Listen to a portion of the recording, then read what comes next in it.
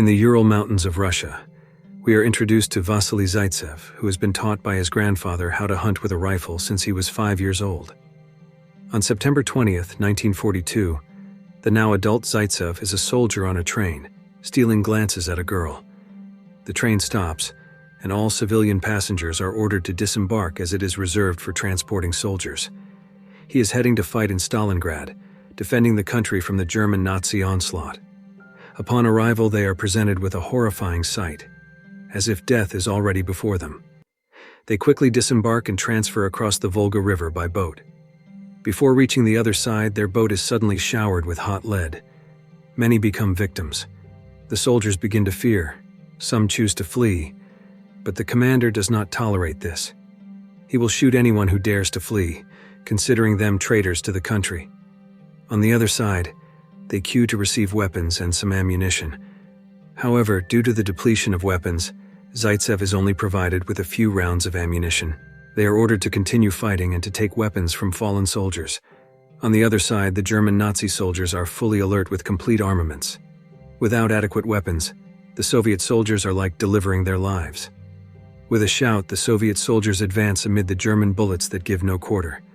Many Soviet soldiers fall in vain, and those who choose to retreat are slaughtered from both sides. The commander will kill anyone who dares to retreat. The lives of the troops are worthless on this battlefield. There is no turning back except death.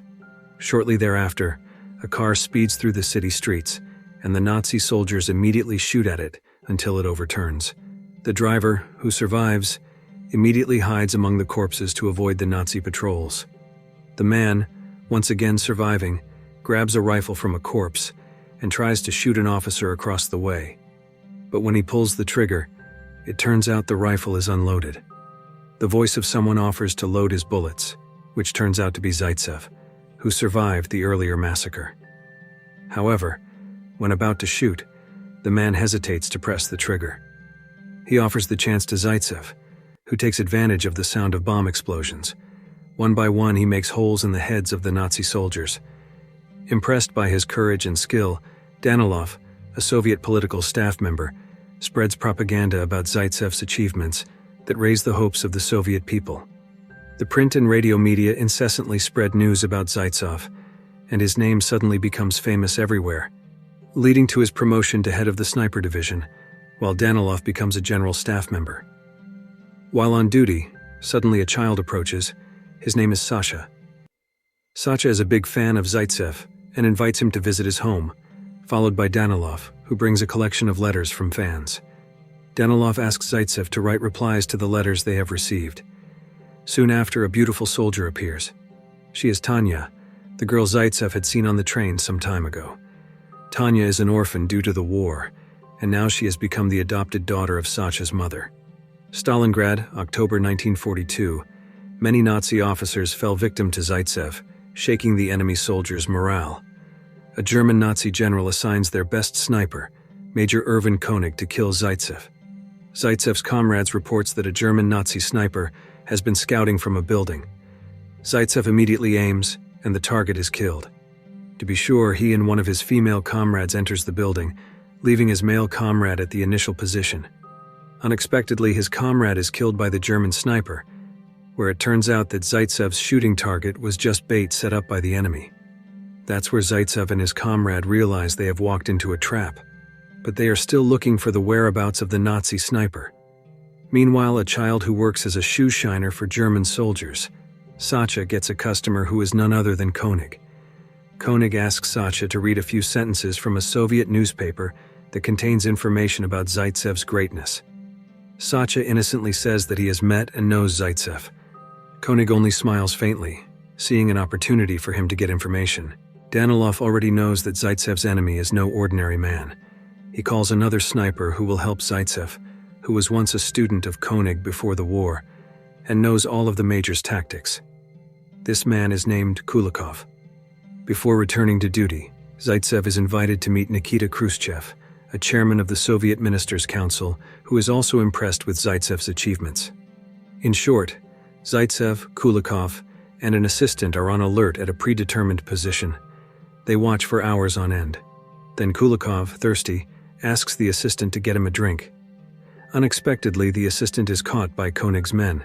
Because he refuses to disclose Zaitsev's location, he is then used as bait dressed in German soldiers' clothing. Eventually, Kulikov falls for the bait and kills him. Kulikov, tired of waiting for hours, sets up bait while Zaitsev is on alert aiming for Konig's presence. However, such cheap bait will not lure Konig. They intend to change positions, but as they are about to jump to the floor of the building, that's when Konig takes his chance. Kulikov dies with a hole in his head. Zaitsev can only resign himself, pondering helplessly. He begins to doubt his abilities. He feels unable to duel with Konig. He shares this with Danilov. Danilov again encourages his friend and promises to find someone who knows about Konig. On the other hand, Danilov, who likes Tanya, asks Zaitsev to convey his feelings to Tanya. However, Tanya's expression seems indifferent, implying a feeling of rejection from her. The next day, while Sasha is working, Konig bribes him with some food in exchange for information about Vasily Zaitsev's hiding location and the routes he often takes. And then Konig stands by there.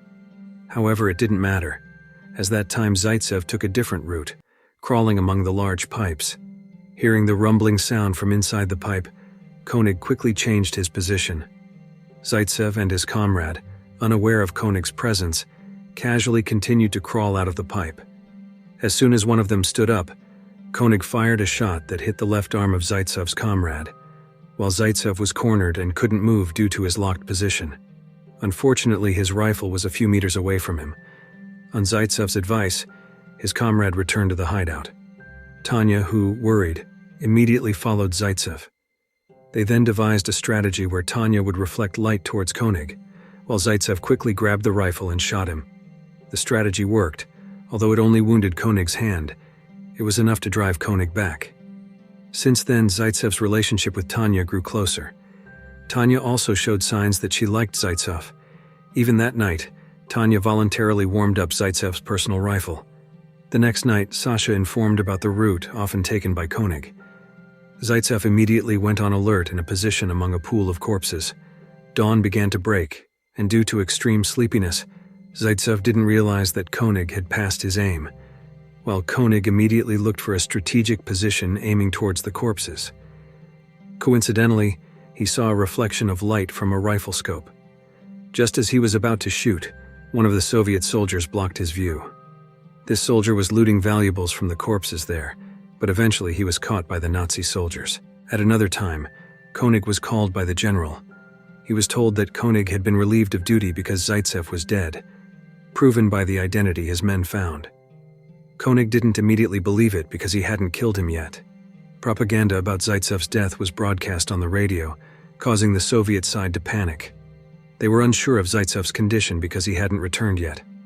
However, amid the panic, Zaitsev finally appeared. Danilov could breathe a little easier. Elsewhere, Konig, now trusting Sasha, revealed his plan that he would invade from the train station, waiting for Zaitsev to appear with a rifle ready to shoot. Although Sasha worked for Germany, his heart remained with his country. He revealed Konig's plan to Zaitsev. Tanya, worried, tried to follow Zaitsev. Konig, thinking Tanya was Zaitsev, abandoned his intention because his plan was already known. Secretly, Danilov followed Tanya. Danilov's heart was utterly shattered when he found out that the woman he was after actually liked another man, who was none other than his own friend. Emotionally, Danilov created propaganda to tarnish Zaitsev's reputation. The next day, Sasha was considered a traitor that day. Konig, who knew that Sasha had revealed his plan, immediately met him, took him to a place, and then hanged him. Suddenly, Tanya screamed hysterically, not believing what she had seen. Zaitsev tried to calm Tanya's anger and promised to avenge what Major Konig had done. Tanya then returned to the headquarters and met with Danilov. She asked for help to persuade Sasha's mother to evacuate from her home. Danilov revealed that Sasha had defected to the enemy country, which was done so that Sasha's mother would not become hysterical upon learning that her son had been hanged. Sasha's mother initially refused, but eventually agreed to be evacuated. However, during the journey, artillery suddenly fell near them, resulting in Tanya being mortally wounded, covered in blood and unconscious. Thinking Tanya had died, Danilov sneaked into Zaitsev's hiding place. He told Zaitsev what had happened to Tanya, who was likely beyond saving. Clearly, Zaitsev could not hold back his sadness. Danilov, now realizing that what he had done to Zaitsev was wrong, sacrificed himself as bait, so that Zaitsev could know Major Koenig's position. Thinking his shot was on target, Koenig crept up to make sure his target was dead, but unexpectedly, Zaitsev's rifle was already aiming at him. Major Koenig could not utter a word and was ultimately killed by Zaitsev. After 180 days of battle, on February 3, 1943, the German Nazi forces were finally driven back from the city of Stalingrad. Soldiers and even civilians celebrated their day of freedom. Based on the letter he received, Zaitsev went to the post where Tanya was being treated. They met again after being separated for 2 months. After the war ended, Zaitsev was honored as a hero of the Soviet Union.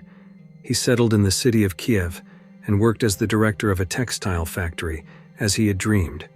And in 1961, 10 days before the Soviet Union fell to become the current Russia, Zaitsev died and was buried in Stalingrad. And the film ends.